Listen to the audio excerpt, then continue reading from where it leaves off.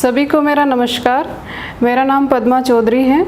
मैंने आरएस 2018 में रैंक 24 हासिल की है।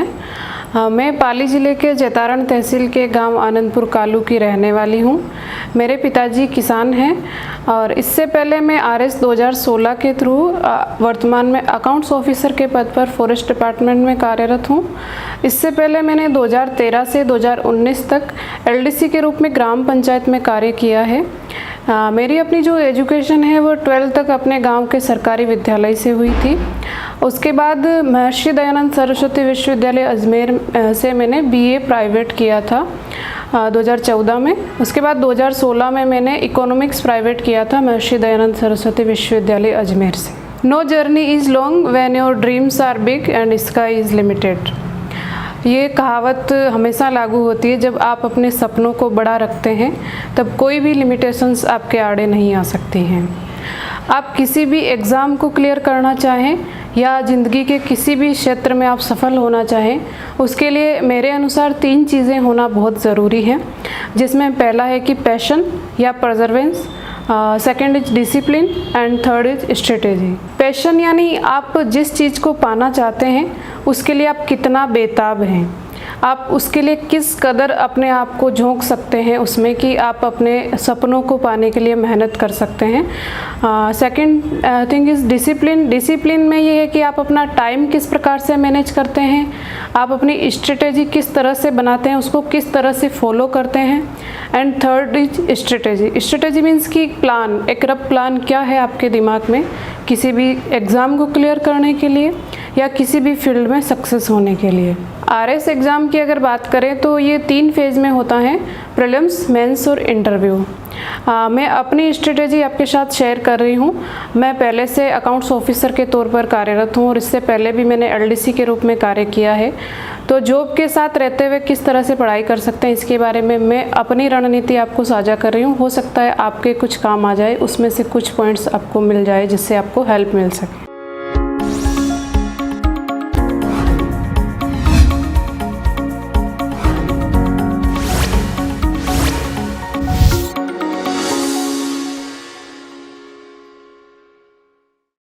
अगर आप पहले से जॉब में हैं या अभी शुरू कर रहे हैं आरएस की तैयारी, तो इसके लिए आपको सबसे पहले अपना समय किस तरह से आप मैनेज कर सकते हैं वो चीज़ आपको सबसे पहले लागू करनी होगी। अगर आप जॉब में हैं तो किस तरह से आप सुबह शाम का अपना समय निकाल सकते हैं, ज़्यादा से ज़्यादा मैक्सिमम आप यूटिलाइज किस प्रकार से कर सकते हैं ये आपको देखना होगा। साथ ही आपकी जो भी हॉलीडे आ रही है, सैटरडे संडे या अदर कोई भी हॉलीडे, उसको आप किस तरह से मैक्सिमम यूटिलाइज कर सकें, अपना जो सिलेबस है उसको कवर कर सके, इसको ध्यान में रखते हुए आपको अपनी स्ट्रेटेजी बनानी होगी। आरएस प्रीलिम्स की अगर बात करें तो इसके लिए सबसे पहले आपको प्रीलिम्स का सिलेबस डाउनलोड करना होगा। अगर आप फ्रेशर्स हैं तो सबसे पहले आप प्रीवियस ईयर्स के क्वेश्चन पेपर डाउनलोड कीजिएगा, उन्हें देखिएगा कि आरपीएससी की डिमांड क्या रहती है, एक्चुअली वो आपसे क्या जानना चाहती है। इन सब को ध्यान में रखते हुए आपको अपनी पढ़ाई शुरू करनी है।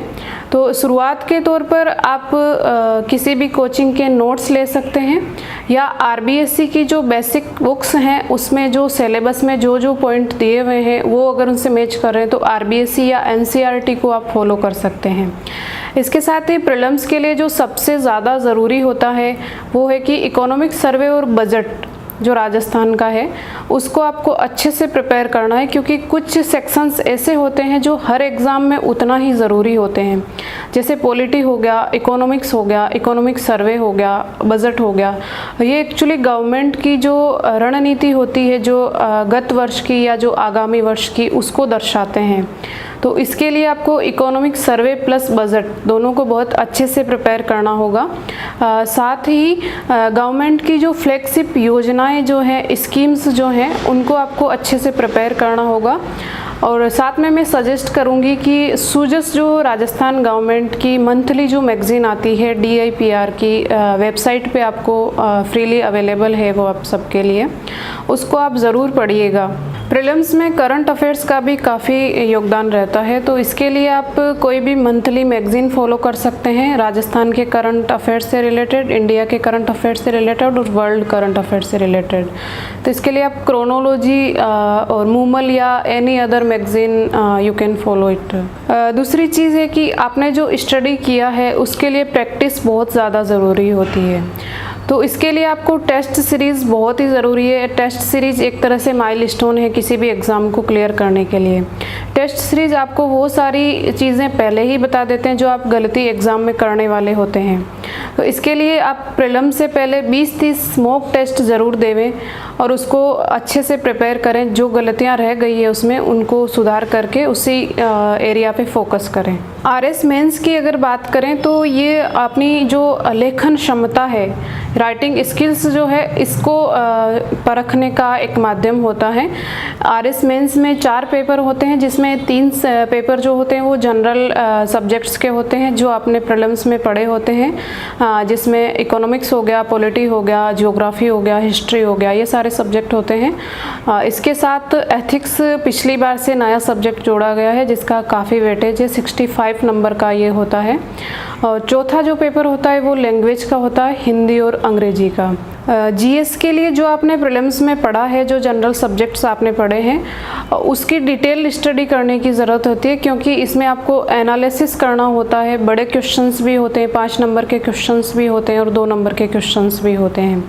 तो प्रीलिम्स की जो तैयारी है उसको आपको और विस्तृत करते हुए उसी को आगे डिटेल्ड रूप से करना होता है।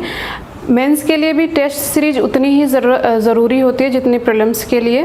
फिर से टेस्ट सीरीज़ में कहूँगी कि माइलस्टोन है किसी भी एग्ज़ाम को क्लियर करने के लिए, और मेंस के लिए तो बहुत ज़्यादा ज़रूरी होती है, क्योंकि आप राइटिंग स्किल को कैसे सुधार सकते हैं ये प्रैक्टिस से ही हो सकता है, और टेस्ट सीरीज के माध्यम से आप अपनी प्रैक्टिस को बेस्ट से बेस्ट कर सकते हैं। 4th पेपर जो होता है वो लैंग्वेज का होता है, और 4th पेपर आपकी ओवरऑल रैंक तय करने में बहुत महत्वपूर्ण भूमिका निभा सकता है। अगर आप इसे अच्छे से प्रिपेयर करें 4th पेपर को, जिसमें हिंदी और अंग्रेजी का होता है, जिसमें ग्रामर प्लस कंपोजिशन पार्ट होता है, हिंदी और इंग्लिश दोनों का। इसके लिए मैंने जो बुक्स फॉलो की हैं वो मैं आपके साथ शेयर कर देती हूँ।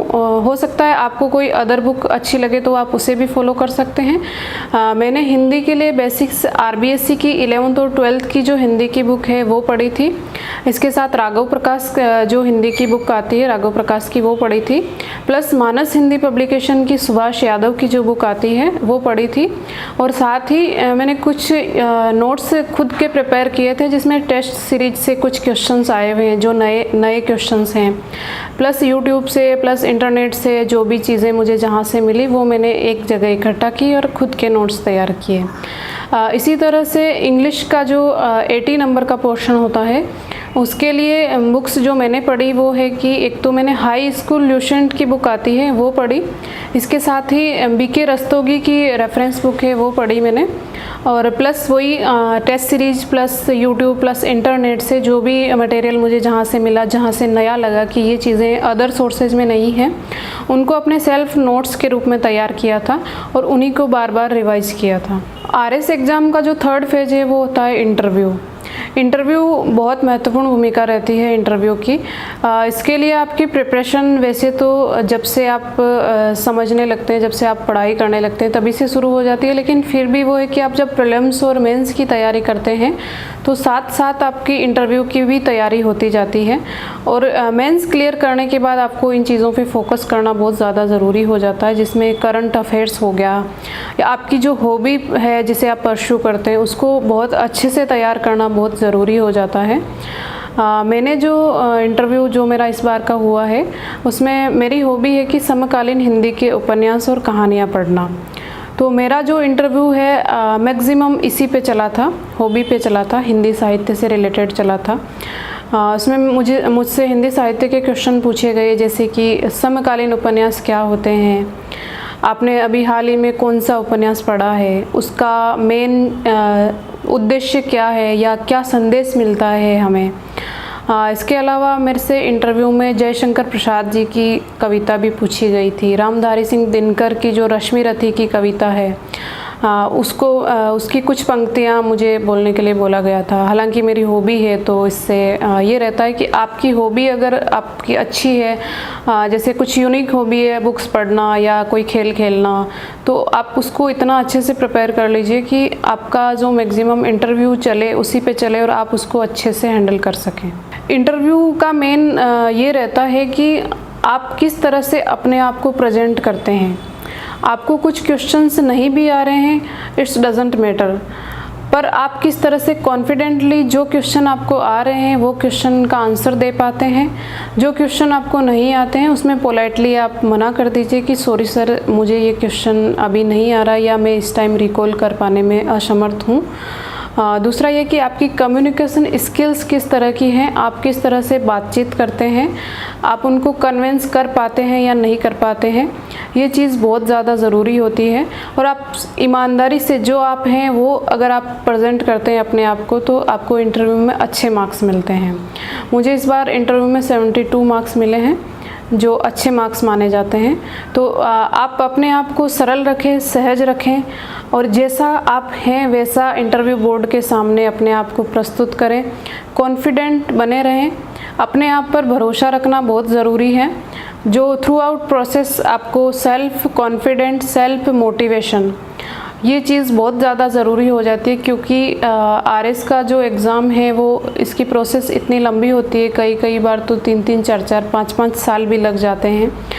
तो ये स्वाभाविक होता है कि आप हताश हो जाते हैं या मतलब वो कि अब आगे तैयारी कैसे करें।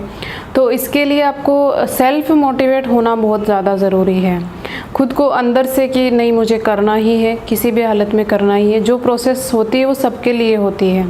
अगर कुछ बाधा आ रही है, कुछ रुकावट आ रही है, तो वो सबके लिए ही है, आपको घबराने की ज़रूरत नहीं है। पेशेंस बनाए रखें, परजर्वेंस बनाए रखें और अपना पैशन जो है उसे फॉलो करें। कुछ लोगों का ये प्रश्न रहता है हमेशा कि हम कोचिंग नहीं ले सकते हैं, हम गांव में रहते हैं, हम बड़े शहर में नहीं जा सकते हैं।